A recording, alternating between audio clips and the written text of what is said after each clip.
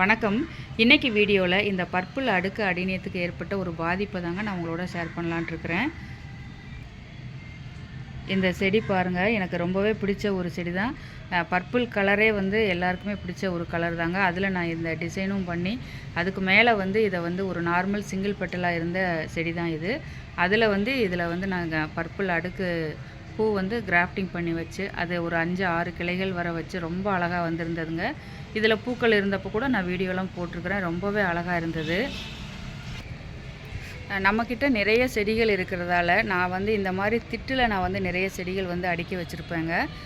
பொதுவாக வந்து ஆடி மாதம் இது வரும்போது நிறைய காற்றடிக்கும் அப்படிங்கிறதுனால அந்த சமயங்களில் நான் இதெல்லாம் கீழே இறக்கி வச்சுடுவேன்.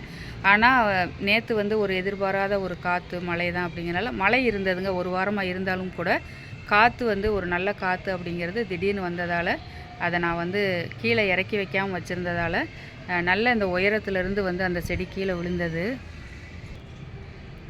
பாருங்கள். நான் அதை எடுத்து பார்க்கும்போது சரி ஏதோ லேசாக சேதமாக இருக்கும் அப்படின்னு தாங்க நினச்சது. ஏன்னா ஏற்கனவே இது மாதிரி 2-3 செடிகள் வந்து விழுந்திருக்குது.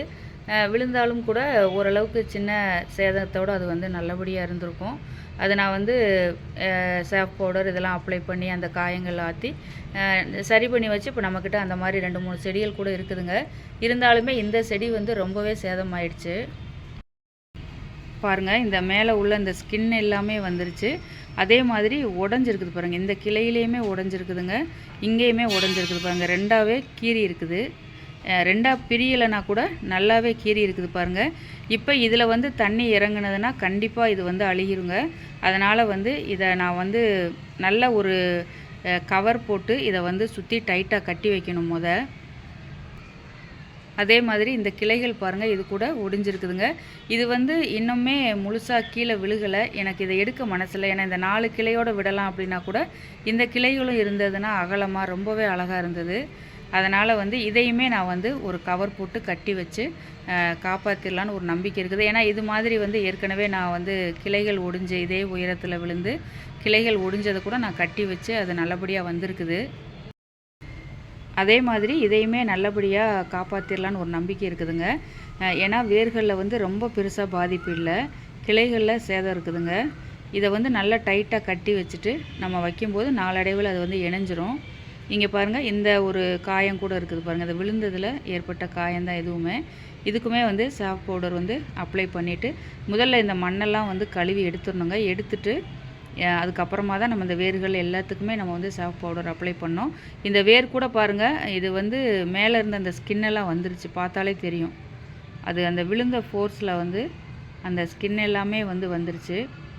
அதனால் இதுவுமே வந்து நல்ல சாஃப்ட் பவுடர் வந்து அப்ளை பண்ணிவிட்டு ஃபுல்லாக வந்து நல்லா டைட்டாக கட்டிட்டு இந்த கிளைகளையுமே கட்டி வச்சுட்டு இப்போ வந்து உடனே இதை நடக்கூடாதுங்க. ஏன்னா இது வந்து இந்த காயங்கள் இருக்கிறனால தண்ணி ஊற்றி நம்ம வைக்கும்போது அதில் வந்து தண்ணி ஏறி நமக்கு அழுகிடும்.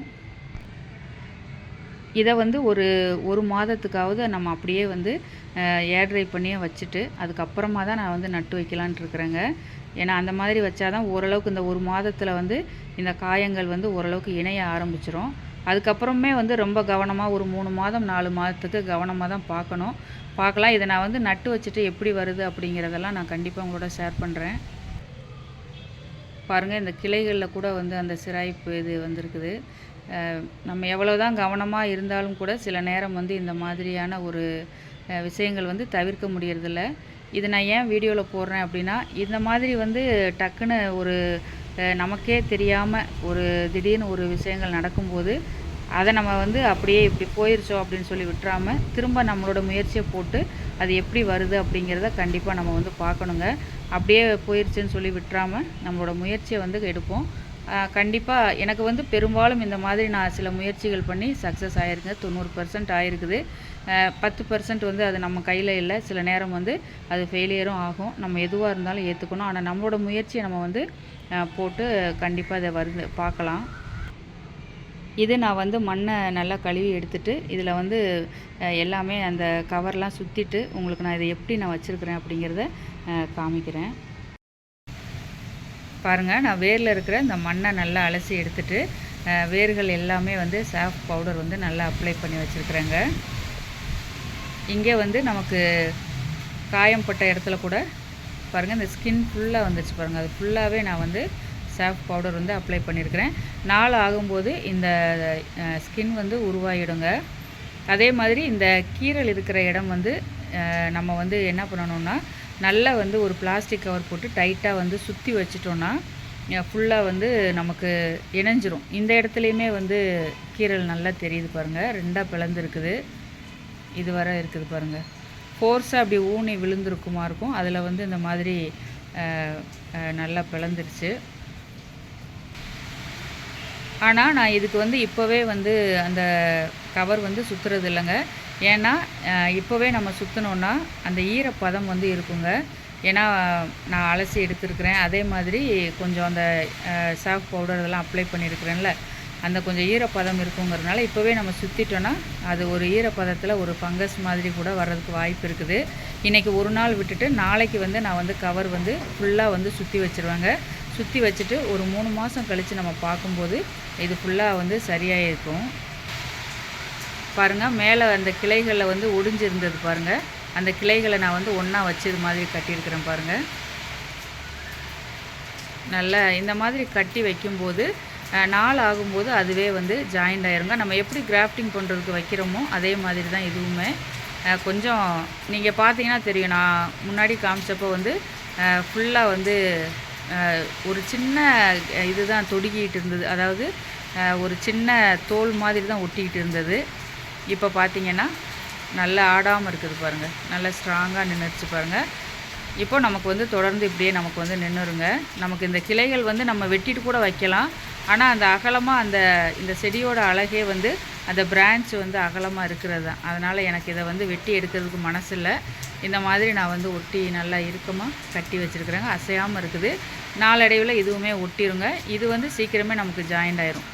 1 மாதத்துக்குள்ளேயே கூட நமக்கு ஜாயிண்ட் ஆயிரும். இந்த பகுதி தாங்க கொஞ்சம் வந்து டைம் எடுத்துக்கிறோம். நான் வந்து இதுவுமே வந்து நாளைக்கு வந்து சுற்றி நல்லா ஒரு பிளாஸ்டிக் கவர் போட்டு டைட்டாக சுற்றி வச்சுருவேன். அப்போ வந்து இந்த கேப் எல்லாமே நல்லா இணைஞ்சிரும். ஒரு 2 மாதம் இல்லைனா 3 மாதம் கழிச்சிட்டு இது எப்படி இருக்குது அப்படிங்கிறத நம்ம பார்க்கலாம். பாருங்கள், வீடியோ முடிக்கிறதுக்கு முன்னாடி இந்த மல்டி கிராஃப்டர் நான் ஒன்று பண்ணியிருக்கிறேன் இல்லைங்க. இதில் வந்து ஒரு 3 கலர் நான் கிராஃப்ட் பண்ணியிருக்கிறேன் பாருங்கள். 2மே சிங்கிள் பெட்டல் தான். இது வந்து நான் அடுக்காக இருக்குன்னு நினச்சேன். என்ன கலர்னே தெரியலை. ஆனால் நான் வந்து இதோட ஸ்டெம்மு கூட உடஞ்சதால தான் நான் இது வந்து கிராஃப்டிங் பண்ணேன்.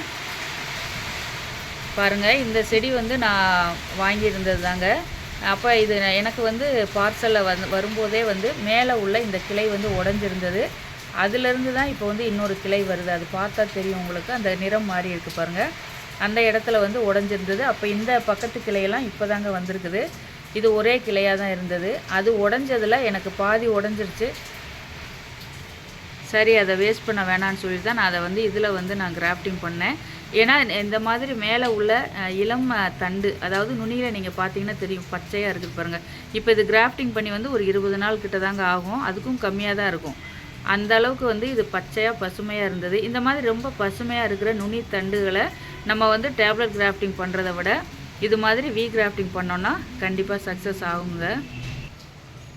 பாருங்கள், இது வந்து ஒரு 20 நாள்லேயே நமக்கு வந்து அழகாக பூவே கொடுக்க ஆரம்பிச்சிருச்சு. இந்த தாய் செடி வந்து இன்னுமே பூக்கலைங்க. இதுவுமே வந்து இப்போ நல்லா தழைச்சி வருது. சீக்கிரமே இதுவுமே பூத்துரும். இந்த கலர் காம்பினேஷன் கூட அழகாக இருக்குது. உங்களுக்கு இது பிடிச்சிருக்குதான்னு சொல்லி கமெண்ட்ஸில் சொல்லுங்கள். சரிங்க, இன்றைக்கி வீடியோவில் இது மாதிரி வந்து திடீர்னு ஒரு செடி வந்து நமக்கு கீழே விழுந்தோ ஏதோ உடஞ்சதுன்னா அதை எப்படி நம்ம ஹீல் பண்ணலாம் அப்படிங்கிறது நான் என்னோடய அனுபவத்தில் கற்றுக்கிட்டதை இன்றைக்கி வந்து இந்த செடியிலையுமே நான் பயன்படுத்தியிருக்கிறேன். கண்டிப்பாக இதுவுமே நல்லா வரும்னு நம்புகிறேன். உங்களுக்கு இந்த வீடியோ பயனுள்ளதாக இருந்ததான்னு சொல்லி மறக்காமல் கமெண்ட்ஸில் சொல்லுங்கள். இதுவரை வீடியோ பார்த்ததுக்கு ரொம்ப நன்றிங்க.